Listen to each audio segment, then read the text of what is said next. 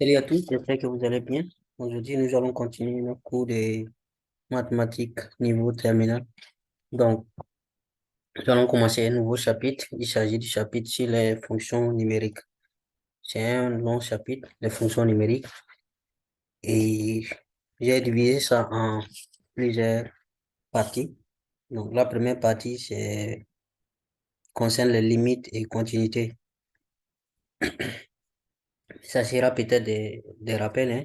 Donc, pour cette vidéo sera surtout sur les limites et la prochaine vidéo sur les continuités.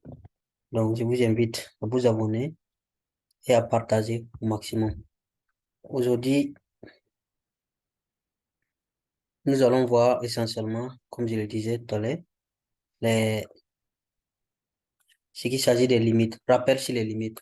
C'est rappel parce que peut-être vous avez déjà vu ça en première, si vous êtes en terminale en tout cas.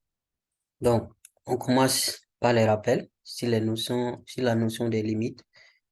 Si on prend une fonction numérique qui est définie, on prend un élément A, un réel A. Le titre, le titre de la limite de la fonction f là en A n'a de sens que s'il existe un intervalle dont une borne est A contenue dans D de F. On va voir la signification de tout ça là tout de suite. Donc, il y a des limites de référence que vous avez déjà vues probablement. On va rappeler ça un peu. Limite de x, quand x tend vers moins l'infini, ça fait moins l'infini.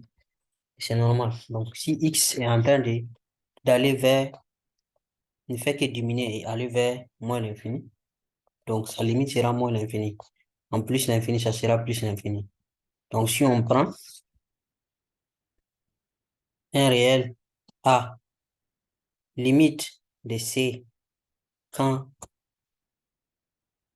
x tend vers a, sera toujours égal à c. C, on va dire, bon, c'est une constante. Donc, quelle qu'en soit les choses ici, les réels a là, la limite d'une constance, c'est la constance elle-même. Donc, si on prend n, un entier naturel non nul, si on fait limite, quand x tend vers plus l'infini de x à la puissance n, ça sera toujours plus l'infini. Donc, si vous avez x à la puissance 20, x à la puissance et 15, on a dit entier naturel non nul. Donc, n n'est pas 0. Donc, autrement dit, si vous avez limite de x fois x, ça va faire plus l'infini. C'est comme si ça sous-entend en même temps que si vous avez l'infini fois l'infini, ça fait, pardon, plus l'infini fois plus l'infini, ça fait plus l'infini. C'est ce que ça signifie. Maintenant, on va aller au niveau si x tend vers moins l'infini. Si x tend vers moins l'infini, ça change ici.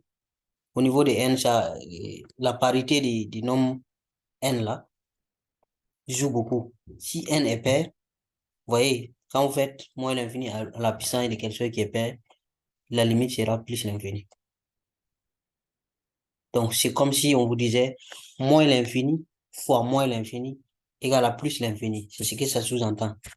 Maintenant, ici, si vous prenez limite, si le n est pair maintenant, quel qu'en soit, ici, là, ça va faire moins l'infini.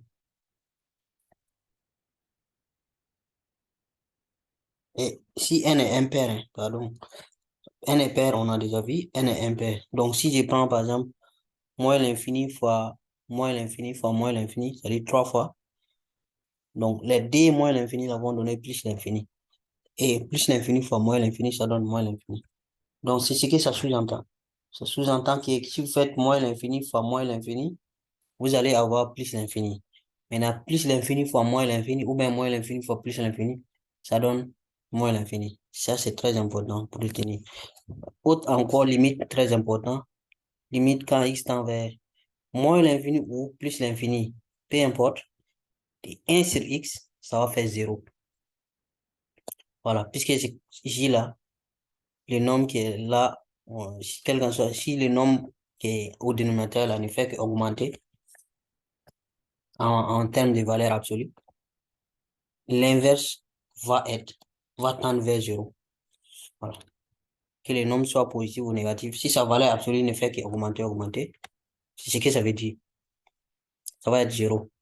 Et pareil ici, si on les porte à la puissance, quelque chose, ça va être 0. Que ce soit x tend vers plus l'infini ou moins l'infini, et ça va faire 0. Donc, si ces limites-là, vous allez utiliser dans l'exercice. Donc, c'est très important que vous vous rappelez de ces règles-là. Et je pense que c'est des rappels parce que vous avez déjà vu. Maintenant, limite des racines carrées de x, quand x tend vers plus l'infini, ça donne plus l'infini aussi. Donc, c'est comme puissance ici. C'est comme si c'était puissance, mais la puissance est puissance 1 demi. Puis c'est racine carrée, c'est comme si c'était puissance 1 demi. OK? X, quand, limite de 1 sur x, quand x tend vers 0 positif, ça donne plus l'infini. 0 négatif, ça va faire moins l'infini. OK? Donc, c'est comme ici, là. Voilà. Si 0, vous savez, si vous dites 0 tout court, c'est un peu truc. Faut dire 0 soit vers plus l'infini, soit 0 positif ou 0 négatif. Voilà. Donc, racine carrée aussi va respecter la même chose que ici. 1 sur x et puis 1 sur racine carrée vont respecter à peu près les mêmes conditions. Mais ici, vous voyez qu'il n'y a pas 0 moins là, à cause de la racine. On ne peut pas mettre quelque chose qui est négatif dans une racine. C'est tout simplement pour cela. Donc, on continue avec les rappels. En deuxième point, on va parler des sommes maintenant, sommes et produits et quotients aussi. Donc, si vous avez maintenant des fonctions f et g, des fonctions numériques, si vous voulez limite de la somme là, la somme, limite de, limite de la somme f plus g là, l'ensemble, cette somme là, quand x tend vers a, vous pouvez l'obtenir en additionnant limite de f plus limite de g quand x tend vers a. Donc, séparément.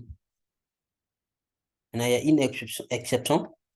L'exception est que il ne faut pas que lui la donne plus l'infini et puis l'autre. L'un donne plus l'infini, l'autre donne moins l'infini. Ici, on a dit plus, moins l'infini. On pourrait faire moins et puis plus l'infini aussi. Dans ce cas, ça passe pas, hein. Voilà. Maintenant, le produit, ça sera aussi à peu près pareil. Voilà. Sauf le cas où 0 fois infini. Infini ici, ça veut dire plus l'infini ou moins l'infini. Ça aussi, ça passe pas. Maintenant, quotient, division, si vous voulez limite de f sur g, vous pouvez faire limite de f sur limite de g.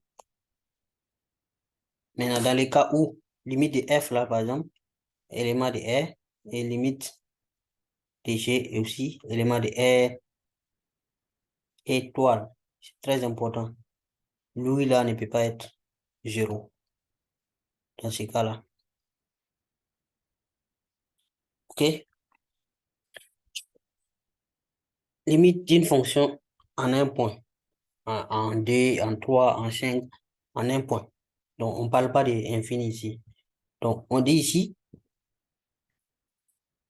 si vous prenez un point, un réel x0, et f, une fonction numérique définie sur un intervalle contenant le x0, évidemment, si f admet une limite en x0, alors la limite de f là, en x0 là, c'est comme l'image de x0, f de x0, tout simplement. Donc, si vous voulez, par exemple, si votre f de x égale à x au carré, par exemple, et vous voulez limite quand x tend vers 2 de votre fonction là, ça va faire x au carré. Donc, le x là, vous le remplacez par 2, ça va faire 2 au carré, ça va faire 4. Après, ce que ça veut dire.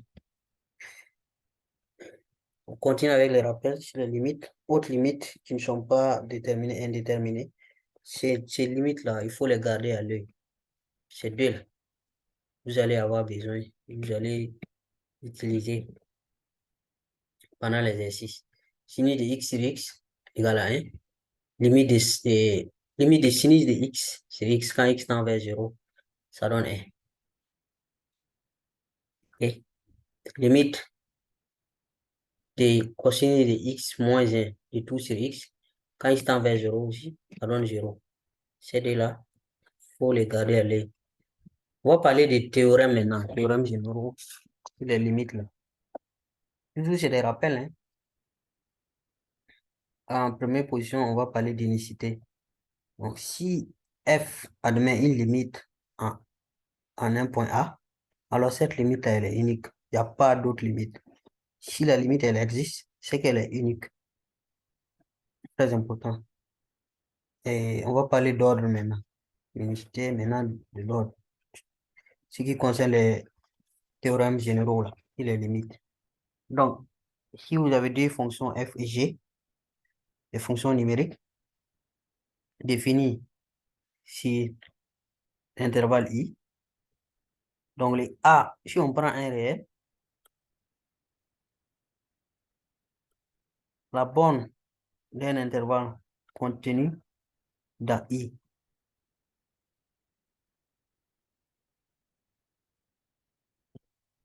La borne, ici, ça veut dire quoi?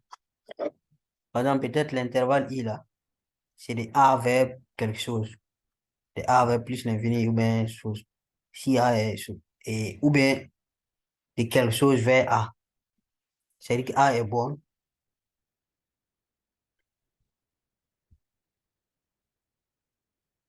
Borne d'un intervalle. Donc, quel que soit le x qu'on va prendre, qui est élément de i là, si f de x est inférieur à g de x, si f et g admettent une limite en a, alors limite en a de f sera forcément inférieure à la limite de a en g. Ça, c'est comme, comment on appelle? Puisque la d là, lui, il est inférieur à lui. Donc, sa limite ne peut pas être, limite de lui là ne peut pas être supérieure à la limite de lui. C'est pas possible. Donc, ça suit le même ordre. Il faut simplement retenir ça. Si f est inférieur à g, alors limite de f sera inférieure à limite de g. Donc, on va utiliser ça là pour faire beaucoup de choses. En conséquence, ça va impliquer beaucoup de choses. Si f est supérieur à 0, ou bien inférieur à 0, alors sa limite sera aussi supérieure à 0. Donc, si on vous dit de démontrer que la limite de f est supérieure à 0, par exemple, il suffit de montrer que f lui-même est supérieur à 0. Hein? Ouais, inférieur à 0, il suffit de montrer que f est inférieur à 0. En deuxième point, maintenant, si on a des fonctions, f est plus petit que g. Si g là, sa limite en a est moins l'infini, automatiquement, f, sa limite aussi sera moins l'infini. Puisque f est plus petit que g, non? Ou bien, si f est plus petit que g, et que g lui-même est plus petit, est moins l'infini, donc, logiquement, d'après ce qu'on vient de dire, limite de g devait être, limite de f devait être plus petit que limite de g. Alors que limite de g, c'est moins l'infini. Donc, on ne peut pas être plus petit que moins l'infini. Donc, à défaut, il va être égal à moins l'infini. Ok. Donc, inversement ici, si on prend f qui est plus grand que g et que limite de g là donne plus l'infini. Alors que limite de f sera aussi égale à plus l'infini. Donc, logiquement, limite de f devait être plus grand que limite de g. Mais g lui-même, sa limite, c'est plus l'infini. Donc, tu ne peux pas être plus grand. Il n'y a pas plus grand que plus l'infini. Donc, à défaut d'être plus grand, il reste plus l'infini. C'est ce que ça veut dire. Maintenant, si on prend trois fonctions f, g, h, voilà. Si notre intervalle est là, qui ont et chacune une limite en a. Limite en a de f existe, limite en a de g existe, limite en a de f de h existe. Si on a et si on a f de x qui est inférieur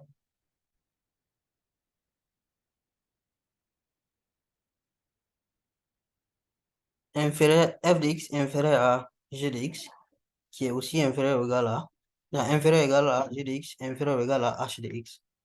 Donc, si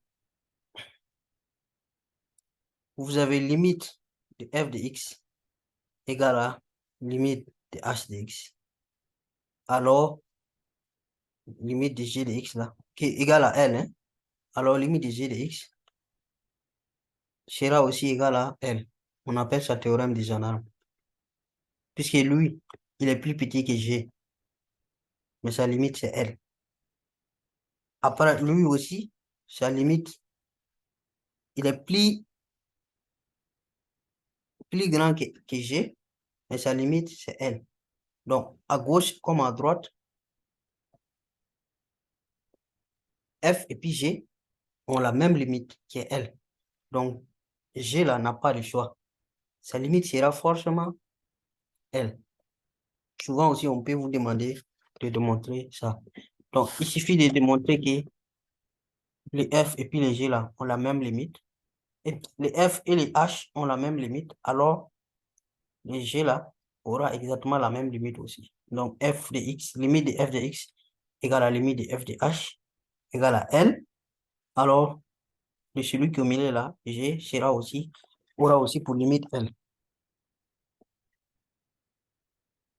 S'il existe une fonction numérique u définie ici, l'intervalle i là, tel que pour tout x élément de l'intervalle i, valeur absolue de f de x est inférieure à valeur absolue de u de x. Et si la limite de u de x là est égale à 0, alors limite de f de x aussi sera égale à 0. Ça aussi, c'est simple, on peut démontrer facilement. Donc, ce qui concerne les théorèmes là, c'est fini et on passe à l'extension de la notion de limite là. On peut extendre ça. Si on prend un réel, un nombre A, un réel A, et un intervalle I qui contient les réels A là. F est une fonction numérique définie chez I privé de A. Vous voyez, c'est comme si on disait, par exemple, l'intervalle I là, on va dire c'est de D à 5, par exemple.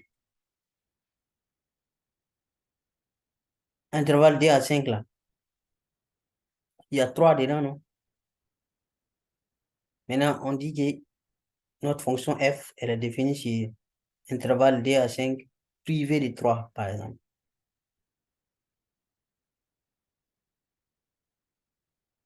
Voilà. Donc, définie sur I, intervalle I privé de A. On va prendre une définition d'abord. Si f admet une limite en A, cette limite s'appelle limite f1. Si f1 admet une limite en A, cette limite s'appelle limite de f à gauche en A. On la note limite quand x tend vers A moins de f de x. Donc, ça signifie que x tend vers A étant plus petit que A. Donc, dans l'intervalle, l'exemple que je viens de prendre, ça veut dire que x va quitter, par exemple, un élément de la partie de 2 à 3, cette partie-là. Donc, elle va quitter D, par exemple, et aller vers 3, mais c'est plus petit que 3. Par contre, l'inverse, si maintenant x va quitter vers 5 pour aller vers 3, ça va faire A, 3 étant à droite en ce moment. Donc, on va dire qu'en ce moment, FD admet une limite en A. Cette limite va s'appeler limite de F à droite en A.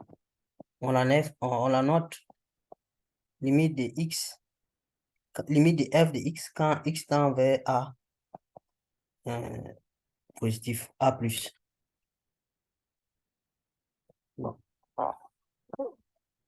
On va voir ça dans les exemples pour mieux expliquer. Il y a un théorème qui va suivre. Donc, si on prend A, un réel, et I, un intervalle contenant A, F est une fonction numérique définie sur A privé sur I privé de A. Si F n'est pas défini en A, et si limite à droite de F égale à limite à gauche de F, si là ça devait être à gauche, droite à gauche égale à L. Donc limite, quand X tend vers A, de F de X égale à L. C'est simple.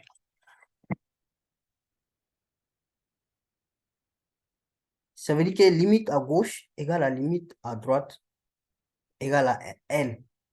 Donc la limite de F sera égale à L. C'est ce que ça veut dire. Si maintenant F est défini à A, si c'est avant, c'était parce que F n'était pas défini en A, non? Premier point là, F n'est pas défini en A. Et là, si F est défini en A, F admet une limite en A si et seulement si F de A là, pour limite à gauche en A, pour limite, c'est des limites de gauche et puis limite à gauche et limite à droite là, correspondent à l'image de A. Voilà. Donc, f de x admet f de A comme limite à gauche, comme limite à droite. C'est ce que ça veut dire. Donc, f est défini en A. Ça veut dire que domaine de définition de f là, ça inclut A dedans. Donc, f admet une limite en A si et seulement si. Si vous prenez f de A, ça sera égal à limite à gauche de A, limite à droite, égale aussi limite à droite de A. On va prendre un exemple pour faciliter ça. Voici une fonction f de x. Vous voyez là où la fonction là est définie. Si x est élément de moins l'infini à 0, voici f de x.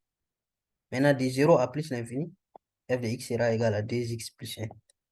Maintenant, à 0 pile, puis ici x égale à 0, on va être là.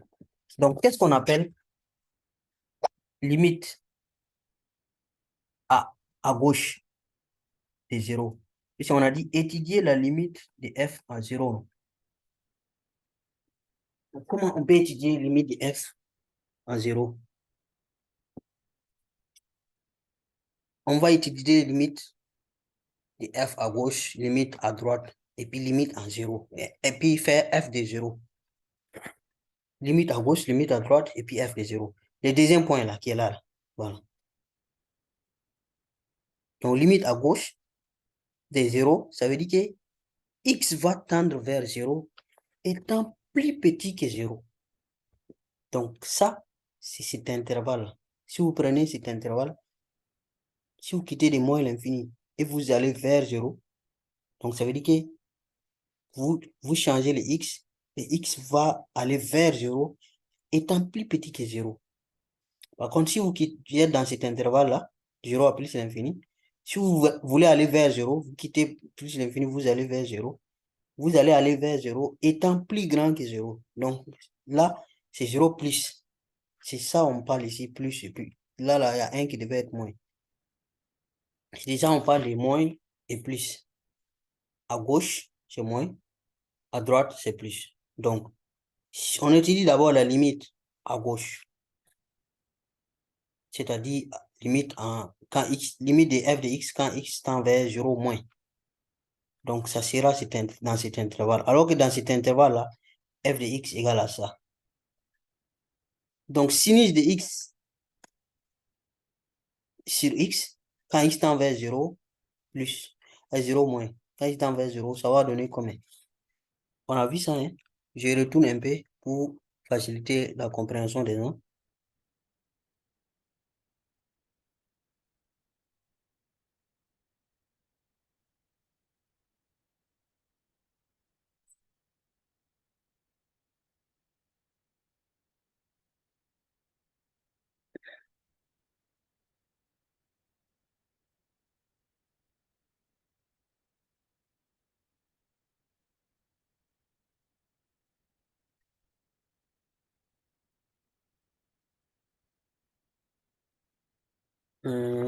Attendez une minute là.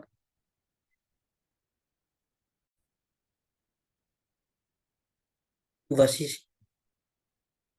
Limite de sinus de x sur x quand x tend vers 0, ça donne 1. Donc, on a déjà vu ça. Vous allez exploiter ça pour répondre à la question posée. Donc, on retourne. Et là où on était, je pense que c'était ici. L'exemple là. Voilà ça. Donc, ça va donner 1. Limite quand x tend vers 0 de ça va donner 1. Maintenant, limite quand x tend vers 0 de ça, f de x. Vous vous rappelez, non? On a dit, quand vous voulez faire limite d'une fonction en un point, ça revient à calculer l'image de ce point-là. Et je fais même un exemple au cas de x au carré. Limite de, quand x tend vers d, de x au carré. Et on a dit que ça fait d au carré, ça fait 4. Donc, même chose ici, il suffit juste de calculer l'image de 0 avec cette fonction-là. Si vous remplacez 0 ici, 2x fois 0 plus 1, ça donne 1. Donc, on obtient que limite à gauche égale à limite à droite. Maintenant, f de 0 égale à combien? F de 0 égale à moins 1. Pourquoi? Parce qu'on a dit si x égale à 0, alors f de x égale à moins 1. Donc, on revient au deuxième point ici. On a dit que si f est défini en A, c'est pas ce cas-là. Parce que là, dans notre cas, f est bien défini en 0. Notre A ici, c'est 0. Donc, f est défini à 0, en 0. Et l'image de f en 0, f de 0, égale à moins 1. Maintenant, quand on a fait limite à gauche, ça donne 1. Limite à droite de 0, ça donne 1. On vient de calculer tout de suite. 1, 1.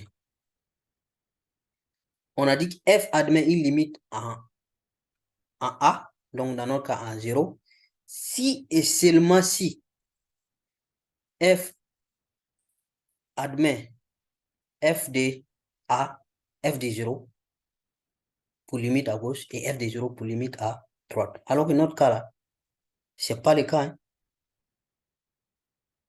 F est bien défini en 0. Par contre, limite à gauche qui est égale à 1 n'est pas égale à f de 0 qui est égal à moins 1. Limite à droite de 0 qui est égal à 1, on vient de calculer, n'est pas égal à f de 0 qui est égal à moins 1. J'espère que vous comprenez mieux maintenant ce qui veut dire limite à gauche, limite à droite et les définitions qui suivent, qui suivent ça. On va parler maintenant d'interprétation graphique avec les asymptotes à une courbe. Donc, on a une fonction f de x. On vous demande souvent de tracer la courbe de cette fonction-là. Donc, je pense que vous avez vu tout ça là en première. Donc, si on prend la fonction et sa courbe qui est C, dans les repères O ici, on, on parle d'asymptote. L'asymptote, je pense que vous connaissez ce que ça veut dire. Ça veut dire c'est la droite qui va sembler toucher la courbe là sans jamais toucher la courbe de notre fonction. Donc, asymptote parallèle à l'axe des abscisses. D'abord, si on prend la fonction f, elle est définie ici, ça, moins l'infini a, ou a plus l'infini, il y a un ou i. Si vous prenez limite, quand x tend vers moins l'infini de f de x, et que ça donne L, dans le cas où qu'on est ici, hein, de moins l'infini à là. Ou bien si vous prenez limite de f de x quand x tend vers plus l'infini, dans ce cas-ci, et ça donne L, on dira que la droite d'équation y égale à L est une asymptote à la courbe C. Et y égale à 1 réel, L, c'est forcément une droite qui est parallèle à l'axe des abscisses, non? Voilà. Y égale à 4, par exemple. Donc, en ce moment, si vous faites limite à moins l'infini, si vous êtes dans cet intervalle, hein, et que ça donne 4, et limite ici, en plus l'infini, ça donne 4. Donc, y égale à 4 est une asymptote à la courbe. Voilà. Puisque c'est comme si on vous dit, ah, quand vous tracez la courbe là, c'est des images, vous cherchez. Image de 1, ça donne combien? Image de 5, ça donne combien? Donc, quand vous faites limite, quand x tend vers plus l'infini, par exemple, ici, et vous trouvez que ça donne 4 par exemple, donc ça veut dire que quelles qu'en soient les images que vous allez faire là, ça va approcher 4 mais ça va jamais arriver 4. Donc, les images, là, peut-être c'est 3, quelque chose, maximum c'est 3,99,99999, 80, et 3,9 des 9 qui sont alignés, mais ça va jamais atteindre 4. Donc, ça veut dire que la courbe là va aller approcher y égale à 4 sans jamais toucher 4. Ça, c'est juste un exemple. Maintenant, asymptote parallèle à l'axe des ordonnées. Donc, comment on va démontrer ça? Souvent, on vous demande de démontrer, hein. Donc, à vous de savoir démontrer en utilisant ces théorèmes-là. Donc, il suffit de calculer les limites. Mais là, pour asymptote parallèle à l'axe des ordonnées, puisque équation de l'axe des ordonnées, d'une droite qui est parallèle à l'axe des ordonnées, c'est x égale à quelque chose. Voilà. Parallèle à l'axe des abscisses, y égale à quelque chose. Et parallèle à l'axe des ordonnées, c'est x égale à quelque chose. Donc, on suppose maintenant qu'il existe un réel x0, tel que x0 là, il n'est pas élément du domaine de définition là. Par exemple, dans ce cas ici là, notre a là, si la fonction est définie chez des choses comme ça, a n'est pas dans les deux intervalles, par exemple. Donc, retenez seulement que x0 ne fait pas partie du domaine de définition. Donc, quand x va aller vers x0, par exemple, donc voilà, ici on dit x0 est la borne d'un intervalle de t de f. Donc, on dit que la droite d'équation x égale à x0 est asymptote à la courbe de f. Lorsque si vous faites limite, quand x0, quand limite de f à droite, à gauche de x0, et ça donne infini, que ce soit plus ou l'infini ou moins l'infini, on s'en fout.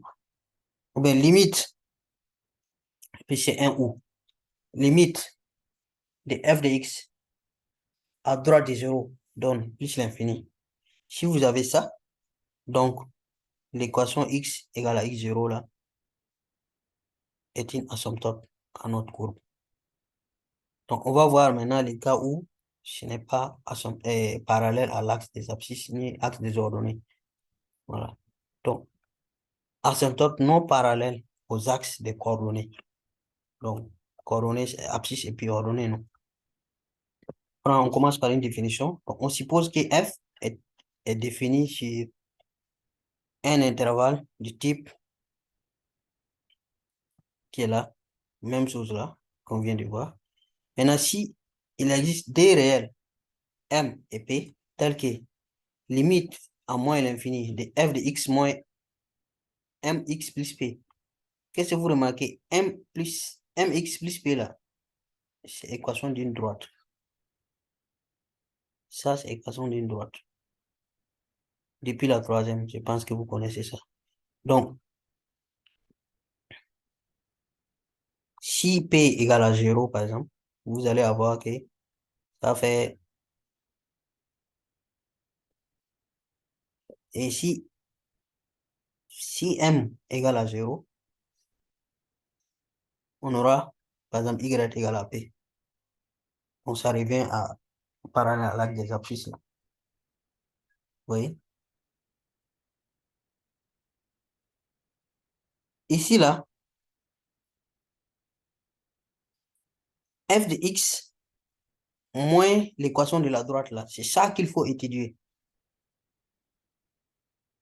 Donc, si vous faites limite de cet ensemble-là, quand x tend vers moins l'infini et que ça donne 0, ou bien limite encore de tout ça, f de x moins l'équation de la droite, en plus l'infini et que ça donne 0, alors la droite là, y égale à mx moins p est asymptote à la courbe de C. Donc, on peut vous demander de démontrer ça. Démontrer que la droite d'équation tant en temps est asymptote à la courbe. Donc, vous prenez votre fonction, vous faites moins l'équation de la courbe, l'équation de la droite, et vous faites la limite là, en plus l'infini ou bien en moins l'infini. Si ça donne 0, alors vous êtes sauvé. Ça veut dire que vous avez pu démontrer que la droite là est asymptotique, asymptote à la courbe. Voilà. Donc, si m est différent de 0, hein, si m est différent de 0, cette asymptote là n'est parallèle à aucun des axes des coordonnées. Donc, c'est ce que je viens de dire. Si m égale à 0, vous allez avoir y égale à p. Donc, en ce moment, c'est parallèle à l'axe. Si m est différent de 0, voilà, cette droite-là n'est pas parallèle à aucun des axes. Ce que ça veut dire. Donc, il y a un théorème qui suit ça. On suppose que f est une fonction sur un intervalle, à les mêmes intervalles qu'on avait. Donc, s'il existe des réels m et p, et une fonction, on va dire e ou bien epsilon, comme ça, définie sur les mêmes intervalles que f, tel que l'équation encore d'une droite, plus maintenant la fonction, et ici c'était moins. Voilà. Donc on fait l'équation de la droite plus notre fonction epsilon de x là. Si la limite de epsilon de x égale quand x tend vers moins l'infini égale à 0, ou bien la limite de notre epsilon là, quand x tend vers plus l'infini égale à 0, alors la droite d'équation y égale à mx plus p est asymptote à la courbe de C. Donc ça, c'est pour aller plus fort. Ceux qui comprennent, si on vous dit de montrer que l'équation y, la droite d'équation y égale à mx plus p est asymptote à la courbe, si vous pouvez vraiment trouver, modifier votre f de x là, pour avoir ça, pour avoir l'équation de votre droite là, dans la fonction f de x, modifier ça, avoir l'équation de votre droite dans l'expression de votre fonction f de x là. Voilà, plus quelque chose, epsilon quelque chose. Si vous faites limite de quelque chose là, de ce que je dis quelque chose là, en plus l'infini ou moins l'infini, et que ça donne 0, alors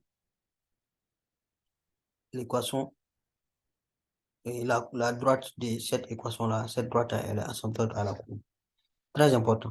Voilà. Mais si vous ne pouvez pas, alors il faut faire ça, cette option-là, f de x moins l'équation de la droite.